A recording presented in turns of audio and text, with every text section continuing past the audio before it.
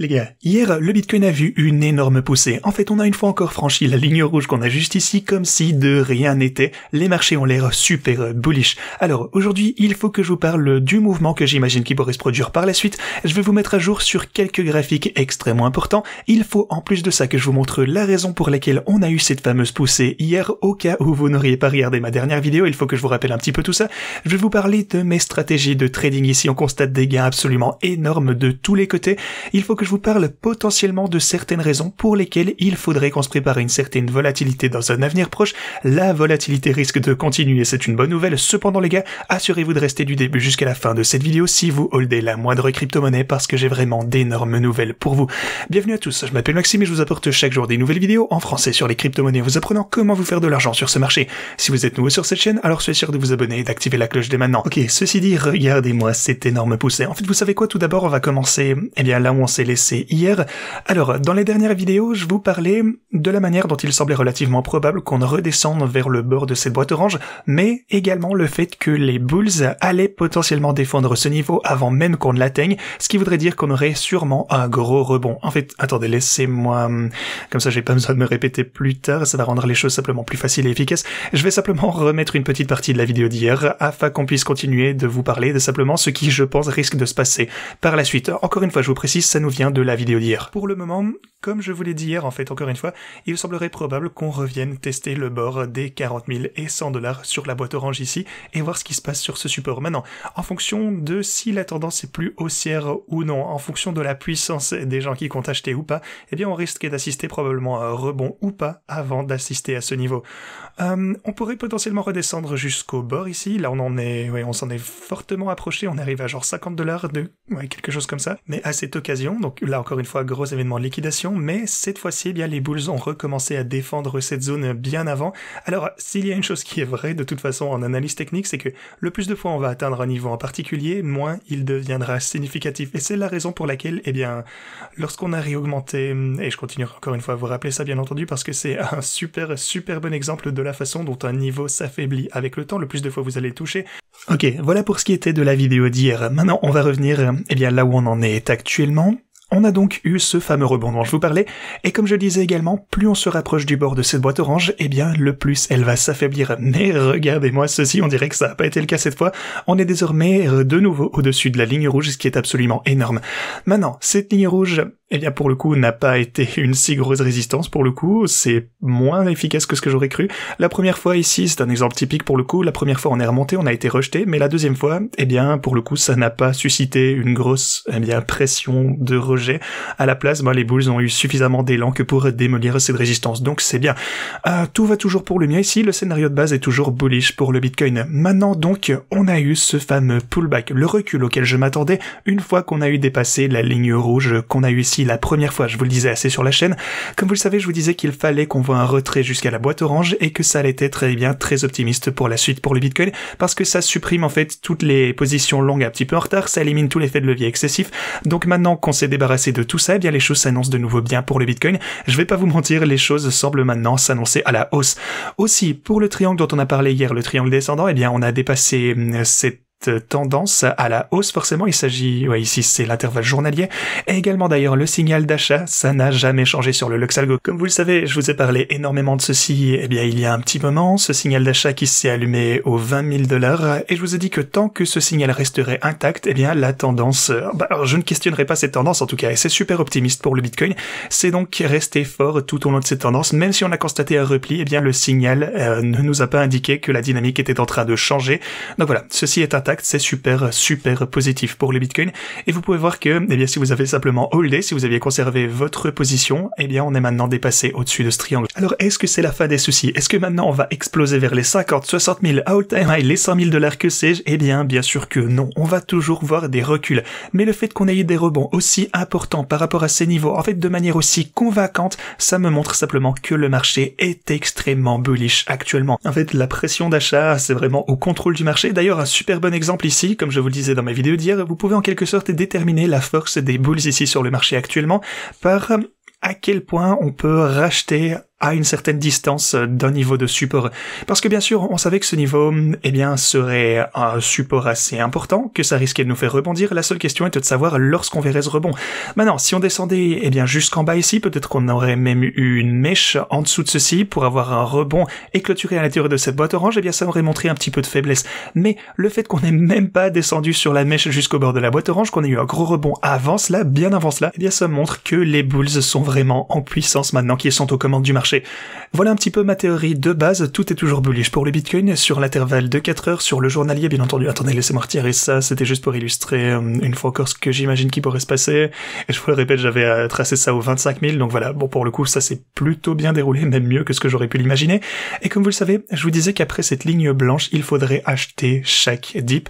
Et ouais, ça c'était déjà il y a 1 an ou 2 lorsque je vous montrais ça pour la première fois, c'était ma théorie depuis le début. Et d'ailleurs on n'a même pas dépassé le bottom ici que j'avais tracé pour ce cycle à l'intérieur de la boîte en bleu. Ici j'avais déterminé 24 000 $ au maximum, et ici on est revenu à 24 700 $ au plus bas. Tout ça pour dire qu'on n'a même pas atteint le plus bas que ce que j'anticipais, mais voilà, c'est le niveau auquel je pensais que le Bitcoin ne descendrait pas en dessous au sein de cette période. On n'est pas descendu en dessous, et d'ailleurs si vous aviez acheté chaque dip ici, eh bien vous avez pu faire des bénéfices incroyables jusqu'à maintenant, et c'est toujours le cas d'ailleurs. Il est toujours temps d'adopter eh bien une nouvelle stratégie de buy the dip.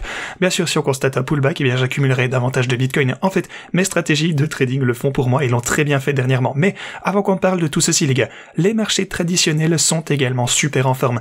On est potentiellement sur le point de dépasser le précédent all-time high pour le S&P 500. Les marchés traditionnels, comme je vous l'ai montré hier, eh bien on avait un petit peu du mal à dépasser ce niveau. Bon, c'est normal bien entendu, mais tout ceci semble toujours extrêmement haussier. Ici, on a ce qu'on appelle un mât, on a une autre poussée, un nouveau retest, et là il semblerait probable, encore une fois les gars, que ceci vienne briser le précédent record historique qui est la ligne orange que vous avez juste ici.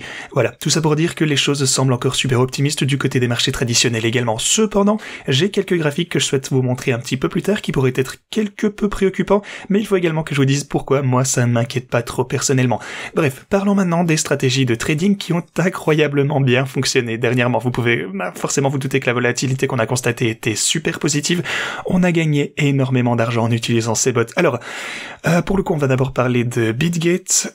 Vous êtes en hausse, encore une fois, si vous utilisez mes bots depuis les 41 jours, lorsqu'on a commencé à partir de 0, eh bien vous avez gagné 74 000 $. C'est absolument incroyable. Maintenant, depuis que ceci est plein, j'ai commencé eh bien un autre compte. Alors, si vous avez suivi ça depuis les 14 derniers jours, eh bien vous êtes en hausse de près de 12 000 $.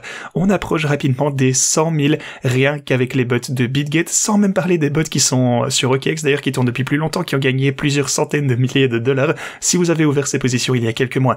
Bref, laissez-moi maintenant vous montrer encore une fois toutes les positions. Les TP ont été atteints, donc c'est absolument fantastique.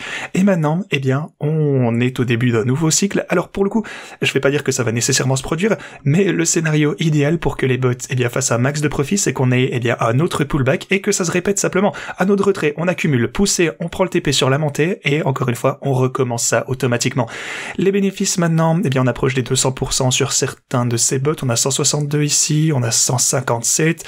Ici, ils approchent des 100% une fois encore. Donc là, ça se porte très bien de ce côté également.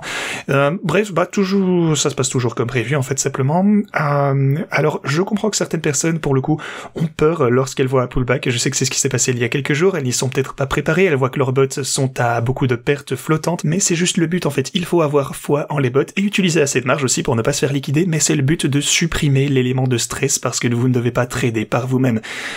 Oui, d'ailleurs aussi, étape importante ici sur BitGate, 100% sur le bot d'Ethereum en 41 jours. Donc voilà, des bénéfices absolument dingues ici sur ces bots également. Ici, vous le savez, c'est plein sur BitGate, mon compte principal, ainsi que mon deuxième compte malheureusement. Alors encore une fois, continuez d'envoyer plein d'emails à BitGate. Si vous souhaitez utiliser ceci, envoyez-leur plein de spam pour obtenir plus de place, en espérant qu'ils puissent ouvrir davantage de créneaux. Ici, on est à 750 sur le compte principal. Là, c'est le plafond absolu. Il n'y aura pas plus d'emplacement sur ces bots ici, malheureusement. Ils m'ont dit que c'était impossible. Encore une fois, je vous suggère que si vous souhaitez utiliser mes bots sur OKX, commencez par ça, mais si ce n'est pas possible, eh bien, cliquez sur le rappel de slot ici sur BitGet. Alors, comment accéder à ce lien? Eh bien, tout d'abord, comme je vous le disais, inscrivez-vous ici si vous souhaitez utiliser ma stratégie de trading sur OKEx, vous aurez jusque 60 000 $ en bonus de dépôt. Cliquez sur ce lien, inscrivez-vous dès maintenant, et en un seul clic, eh bien, une fois inscrit, cliquez sur ce lien ici. Chacun de ces liens, en fait, vous pouvez configurer chacun des bots que vous souhaitez utiliser. Pour ce qui est de BitGet, inscrivez-vous en utilisant ce lien, vous aurez jusque 8400 $ en bonus de dépôt, et puis vous pouvez descendre. Encore une fois, malheureusement, ceci est plein. Ceci d'ailleurs est plein également maintenant, mon deuxième compte, mais j'espère qu'ils pourront ouvrir davantage de places. Cliquez ici pour rappel, alors dès qu'il y aura une nouvelle place, eh bien vous recevrez un mail pour vous le prévenir si ça vous intéresse. Mais il faudra être rapide parce que je m'attends à ce que si jamais ils ouvrent ceci à 750 places, eh bien je pense que ce sera plein d'ici un jour ou deux minimum. Aussi bien entendu, regardez mon tuto en de la description, ça vous explique le fonctionnement de ces bots et tout ce que vous devez savoir pour prendre le moins de risques possible. Alors pour les altcoins, encore une fois les altcoins voient de super bons gains sur cet énorme rebond, eh bien ça a profité à tout le monde, on constate des gains énormes de tous les côtés. Pour les jetons que je surveille actuellement, les altcoins dont je vous ai parlé dernièrement sur la chaîne, eh bien, ils ont tous également fait un bon rebond ici. Silify, encore une fois, beau rebond de ce côté. Merit Circle, qui est également BIM, c'est le même jeton d'ailleurs. Enfin, bref, BIM, Merit Circle, c'est le même jeton. En fait, il faudrait que je l'ajoute. Vous savez quoi, je vais faire ça dans la vidéo, demain sera plus facile. Mais bref, c'est essentiellement la même crypto. Mais bref, 10% de gain ici, c'est absolument fantastique. On est en hausse de plusieurs centaines de pourcents depuis que j'ai commencé à vous parler de ces jetons. Bref, les gars, j'ai aussi pas mal d'actualités sur les ETF. Alors BlackRock ont encore une fois modifié leur ETF spot pour le Bitcoin après une récente réunion avec la SEC. Encore une fois, la SEC indique à BlackRock ce qu'ils doivent faire pour que leur ETF soit approuvé. Encore une fois, je pense que maintenant c'est absolument certain que ça va être approuvé. Je pense qu'à ce stade, l'ETF va arriver, c'est une certitude. Mais alors comment est-ce que je peux le savoir? Parce que Bitwise commence en fait à diffuser des publicités. Ok? Alors ils publient des publicités vous disant que vous devriez jeter un œil à l'ETF Bitwise. Une fois que les ETF seront approuvés, bien Bitwise veulent apparemment être les premiers dans lesquels les gens investiront leur argent. Ok, alors, même si cet ETF Bitcoin au compte n'est pas encore approuvé, eh bien, ils commencent déjà à diffuser leur publicité, donc je pense qu'ils sont vraiment sûrs de leur coup. Ils doivent être absolument certains que l'ETF sera approuvé, sinon ce serait une énorme perte d'argent pour eux. Alors tout ça, c'est absolument fantastique. Sinon, une chose qui est également incroyable, c'est que, au cours de la dernière année, le nombre de personnes qui ont augmenté leurs avoirs, en fait, leur holding, la quantité qu'ils possèdent, donc les petites personnes, genre les holders de Bitcoin qui valent donc entre 0 et 1 Bitcoin ont énormément augmenté. En fait, c'est eux qui ont le plus augmenté. C'est le genre de... Ouais, c'est la ligne orange que vous avez juste ici, enfin peu importe la rouge. Bref, de toute façon, elle remonte. Et les whales ici qui hold plus de 100 bitcoins, ça monte plus ou moins, bien entendu, c'est moins ouf. Voilà, depuis novembre, c'est en train de latéraliser. Et ici, les personnes qui ont entre 1 et 100 bitcoins sont en train de latéraliser également. Et vraiment, c'est les petits holders qui ont accumulé comme des dingues ces derniers temps. Et vous savez que c'est ce qui compte. Je suis super heureux de voir que les personnes comme vous et moi, en fait, c'est les gens de tous les jours accumulent à la baisse, ils accumulent du Bitcoin pour en holder davantage, très probablement pour le conserver pour ce bull run. Le Bitcoin, c'est pour tout le monde, c'est ce qui est fantastique. Mais ceci dit, y a-t-il quelque chose qui pourrait nous inquiéter? Par exemple pour les marchés traditionnels, tout comme je vous l'ai montré ici, mais de leur côté, ils semblent susceptibles de dépasser leur précédent all-time high. Maintenant, il y a également, certaines métriques qui devraient quelque peu nous préoccuper pour les marchés traditionnels. Principalement le fait que le S&P 500 trade désormais un RSI journalier de 81 sur l'indice. Alors, à quoi remonte la dernière fois que cet indice est passé au-dessus du niveau de 81? Eh bien, c'était le 2 septembre 2020, et c'est le jour juste avant que le S&P 500 ne chute de 11% l'espace de 3 semaines. Vous pouvez le voir d'ailleurs juste ici, là c'est où on a eu le même RSI et on a eu un énorme pullback. Donc maintenant, on a un RSI similaire. Est-ce qu'on va assister à quelque chose de similaire? Je ne le pense pas personnellement. Je pense qu'il faudra un petit peu plus de temps avant d'avoir un autre repli pour le S&P 500 qui va arriver, encore une fois, ne vous y méprenez pas. Mais voilà, encore une fois, c'est ce que moi j'imagine. C'est une métrique à laquelle il faudrait de toute façon prêter attention, envisager toutes les possibilités. Mais voilà, moi je vous dis que je ne pense pas qu'on va assister à ce pullback tant qu'on n'aurait pas au moins dépassé notre précédent all-time high et qu'on n'aurait pas eu une petite poursuite de cet élan à la hausse. Donc voilà, moi ça ne m'inquiète pas, surtout en ce qui concerne le Bitcoin. Je ne serais pas trop inquiet dans ce scénario. Pour le coup, je sais que ça peut sembler contre-intuitif parce que je dis toujours que, encore une fois, le Bitcoin, vous savez, est affecté par les marchés traditionnels. Donc si le S&P 500 rechute, le Bitcoin va chuter également. Mais dans ce cas particulier, donc là où on se trouve sur le marché en ce moment, surtout où je pense que le S&P 500 risque de se propulser, parce qu'encore une fois, selon moi, il va monter encore un peu plus haut. Mais si on constate un recul à partir de prix plus élevés, le Bitcoin sera de de toute façon lui-même à un prix plus élevé. Ce que j'essaie de vous dire, c'est que je ne pense pas qu'on devrait vendre tout notre Bitcoin dès maintenant juste à cause de cette métrique. Mais voilà, encore une fois, c'est pas un conseil financier, vous le savez, bien entendu, soyez toujours prudents. Et d'ailleurs, une autre chose dont il faut s'inquiéter, c'est que les 10 principales actions du S&P 500 représentent désormais 35% de l'ensemble de l'indice. Fondamentalement, l'argent est concentré maintenant sur les 10 principales actions. Et la dernière fois qu'on a vu ça par le passé, ce même niveau de concentration, c'était en 2001, lors de la bulle des dot-com, lorsque ça a éclaté. Alors, ce qu'on appelle les Magnificent Seven, qui sont donc les 7 plus grosses actions, les 7 plus importantes, approchent désormais des 100% de gains pour l'année de 2023. Et donc, le reste des actions qui constituent cet indice, donc les 493 actions qui restent, eh bien, elles sont en hausse de moins de 10% dans leur ensemble. On a vraiment un énorme écart. On constate donc que ce sont juste les grosses actions qui ont vu de beaux gains, les gens ont fui vers elles, et un jour, ça risque de se rééquilibrer au détriment, eh bien, des plus grosses actions. Enfin bref, ça reste à voir, mais c'est quelque chose à prendre en compte. Enfin, si vous souhaitez utiliser, eh bien, le Luxalgo, le meilleur outil de trading disponible, vous avez la meilleure offre possible actuellement dans la description. Rendez-vous en description ici, sur le Luxalgo, vous avez le meilleur outil de trading disponible avec 20% de réduction en utilisant mon lien. Ceci dit les gars, c'est tout ce que je vais pour vous aujourd'hui, j'espère que cette vidéo a pu vous être utile et moi je vous dis à la prochaine.